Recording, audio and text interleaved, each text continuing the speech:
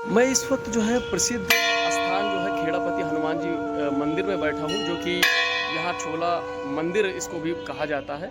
और यहाँ पर हमारे साथ आप फ्रेम में देख पा रहे होंगे कि एक युवा शक्ति बैठी हुई है, जो आस्था और विश्वास के बीच में एक रिश्ता होता है। वो रिश्ता मैं आपको दिखाने और बताने की कोशिश करूँगा। ये कई बार, जैसे कि आज इस उम्र में, इस एज में लोग अपने अपने कैरियर की तलाश में लगे हुए हैं और संघर्ष और बड़ी बड़ी चुनौतियों का सामना कर रहे हैं। उसी बीच हमारे साथ एक युवा शक्ति हमारे बीच में, हमारे बगल में बैठी हुई है। और आपको बता दूं ये किस तरीके से आस्था में, किस तरीके से एक विश्वास है इनका, उस विश्वास को आपको मैं दिखाने की कोशिश करूंगा। मैं इन्हीं से बातचीत करूंगा और ये बताएंगे, कई बार इन्होंने दंदरौआ महाराज जी के जो है दर्शन किए और वहाँ कई बार परिक्रमा किया। यहाँ आपको खेड़ापति हनुमान जी महाराज के भी इन्होंने कई बार दर्शन और परिक्रमा करते रहे। कई बार इन्होंने परिक्रमा में, आपको बताऊं, करीब जो 5, 11, 21 ही नहीं, ऐसे सैकड़ों से ऊपर ये जो है परिक्रमाएं कर चुके हैं। और इनकी एक विश्वास है, इनका एक आस्था है, क्योंकि जो है आस्था के बीच में जिसका विश्वास होता है, कहते हैं कि उसकी मनोकामनाएं जरूर पूर्ण होती हैं। आइए इन्हीं से सीधा बातचीत करते हैं। किस तरीके से आप जो है इस पूरे आस्था और विश्वास को देख रहे हैं और किस तरीके से आप इसमें एक चुनौती को जो है सामना कर रहे हैं, चुनौती का, उस चीज़ को मैं जानना चाहता हूँ। मैं 2021 में दंदरौआ धाम पहली बार गया, तभी से पता नहीं आस्था कैसी क्या जुड़ी। और मैं अपने मधुपरामन जी महाराज साहिब बंदगी वाले, उनका नाम ही हूँ। और बजरंगबली की शक्ति को पता नहीं कहाँ से मैंने सोच लिया कि बजरंगबली की शक्ति को परखना है मुझे। 2022 में बागेश्वर महाराज का सत्संग था नवंबर के समय। जब मैं नवंबर में अपनी एक्टिवा उठा के और एक मतलब चाय की मतलब वो थी इतनी बड़ी, इसमें चाय भरते हैं, बेचते हैं, बेचने के चक्कर में मतलब मैं गया था कि थोड़ा बहुत मुनाफा कमा लूँगा। जैसे ही मैं वहाँ गया तो पता नहीं मेरा भाव उधर जाके बदल गया। बेचने के बजाय मैंने एक गुर्जर समाज थे, उनके यहाँ 3 दिन रुका। और रुकने के बाद मैंने कुछ बांटना चालू करी। चाय मैंने बेचना बंद करके बांटना चालू करी, क्योंकि आस्था मेरी पता नहीं कहाँ बजरंगबली ने बुद्धि पलट दी थी। इसके बाद मैंने क्या देखा कि लाखों की जनता, क्योंकि मैंने कभी ज़िंदगी में पहली बार था, कभी इतनी ज़िंदगी में इतनी पब्लिक मैंने देखी नहीं थी।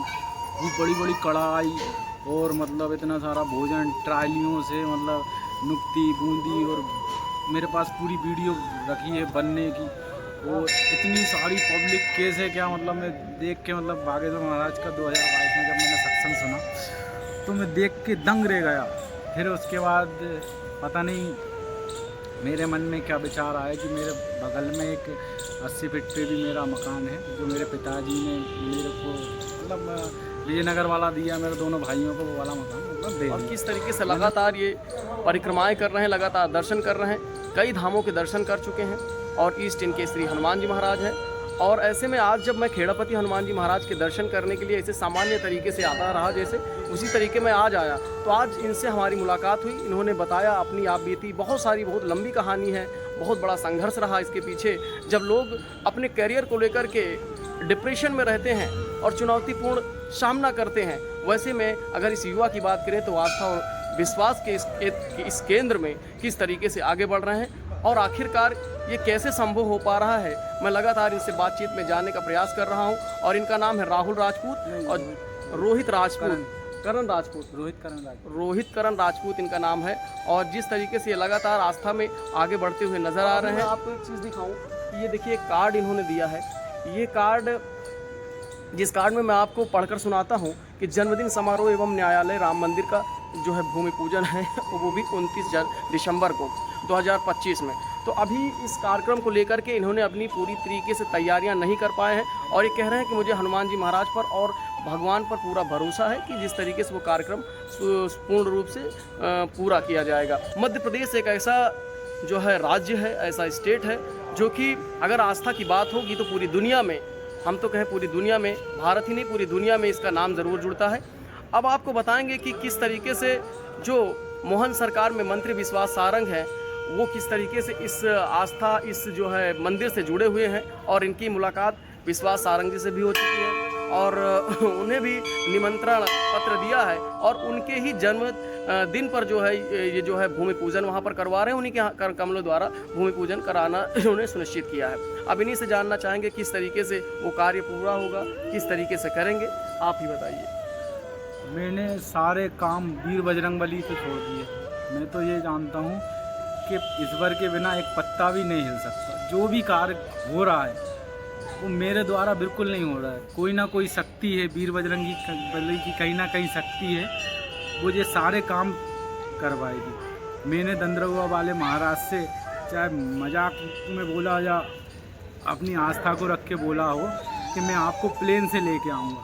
वीर बजरंगबली में शक्ति होगी तो सिंधिया जी उनको अपने प्लेन में बिठा के भोपाल लेके आएंगे।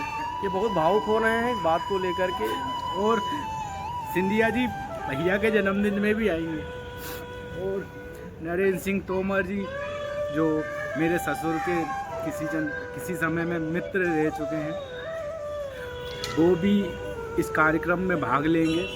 और मैं चाहता हूं कि न्यायालय राम मंदिर बने और भूमि पूजन 29 दिसंबर को सारी जो भी व्यवस्थाएं होंगी वीर बजरंगबली संभालेंगे। आपको भगवान पर इतना भरोसा है तो आप भावुकता बस क्यों आपके आंसू छलक रहे हैं, मैं ये जानना चाहता हूँ। ऐसा क्या हो रहा है जो आप लगातार रोते जा रहे हैं? अभी आपने बातचीत के दौरान भी कई बार रोते इसलिए जा रहा हूँ क्योंकि ये काम असंभव है। असंभव मतलब सिंधिया जी रामदास जी महाराज को प्लेन में बिठा लेंगे, उसके बाद भोपाल लेके आएंगे। ये असंभव कार्य है, इसलिए मुझे रोना आ रहा है। क्योंकि ये संभव कैसे होगा? पीर बजरंगबली जाने। भैया के जन्मदिन में सिंधिया जी कैसे आएंगे? असंभव कार्य है, कार्य असंभव है, इसलिए रोना आ रहा है। असंभव कार्य को संभव करना है। नरेंद्र सिंह तोमर जी कैसे आएंगे? असंभव कार्य है, संभव कैसे होगा? बजरंगबली जाने। न्यायालय राम मंदिर के लिए भूमि पूजन है, असंभव है, मेरे लिए असंभव है। बजरंगबली कैसे करेंगे? ये बजरंगबली। लगातार मैं रोहित करण राजपूत से लगातार जुड़ा हूँ। राजपूत जी, मैं ये जानना चाहता हूँ कि जिस तरीके से आज के दौर में युवा एक नई सोच रखते हैं और अलग अलग तरीके से टेक्नोलॉजी की तरफ आगे बढ़ रहे हैं, एक नई सोच में जा रहे हैं। आस्था एक अपनी जगह हो गया, विज्ञान अपनी जगह हो गया, उसमें आप इस तरीके की चीज़ों को सोच रहे हैं और लगातार आस्था पर ही आपका विश्वास और दिन प्रतिदिन बढ़ता जा रहा है। तो ऐसे में क्या लगता है आपको कि क्या इसी से आपका जीवन व्यतीत हो जाएगा या इसी से काम चल जाएगा या फिर आगे कुछ और सोचने की तैयारी कर रहे हैं? देखो क्या है कि मैं न्यायालय राम मंदिर बनवाने के बाद लंगर चलाना चाहता हूँ। लंगर चलाने का मेरा मेन उद्देश्य ये है कि आजकल के समय में काल का प्रभाव ज़्यादा है। एक माँ बाप घर में भी भूखे हैं, ये आपको मैं बता दूं। कई घर ऐसे हैं जिसमें माँ बाप भूखे हैं। जैसे आप दूर मत जाइए, अपने वृंदावन चले जाइए, अनुरुद्धाचार्य जी भोजन कराते हैं, कई माताओं को आश्रम में छोड़ देते हैं। जब मैं अपना न्यायालय राम मंदिर बनाऊंगा और लंगर चलाऊंगा तो लंगर मतलब लंगर होता है जिसमें असहाय लोग भोजन कर सकें।